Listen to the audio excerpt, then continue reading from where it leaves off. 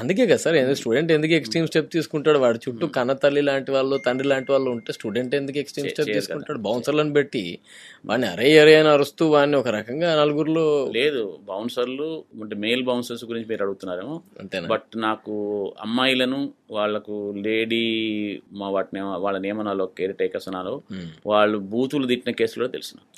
అంటే షేమ్తో తలకాయలు ఉంచుకునేటట్టుగా. అబ్బో.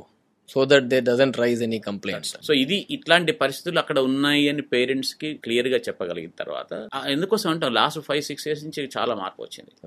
బట్ అక్కడ కూడా ఏమైంది అంటే ఈ సోకాళ్ళు బయట కొత్తగా స్టార్ట్ చేసిన వాళ్ళంతా వీళ్ళు వాళ్ళ దారి పడుతున్నారు. తర్వాత ఇది ఆ ట్రైనింగ్ లో కూడా ఏం చేస్తున్నారంటే అదే మళ్ళీ ఆ మెటీరియల్ ఓరియంటేషన్ బట్టి కొట్టించడము. లాస్ట్ ఇయర్ ఒక స్టూడెంట్ అడిగాడు పవన్ నన్ను ఏమంటే, సార్ మెయిన్స్ కి 22,000 క్వశ్చన్స్ బట్టి కొట్టాలి కదా సార్ అని అడిగాను. Oh what is this count? ఎవరో చెప్పినారు అక్కడ ఇట్లా ఇస్తాము ఇది బట్టి కొట్టండి.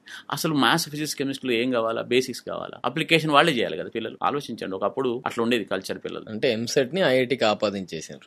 మొత్తం సేమ్. అంటే దురదృష్టం ఏంటంటే ఐఐటి కూడా ఏమైంది, అబ్జెక్ట్ అయిపోయింది కదా. అవును sir. So more questions you practice more chances అని ఒక క్రియేట్ చేసినారు. కానీ I'm telling you from this forum, it will never happen like that. It's always a smart way to study, and that's where the teachers come.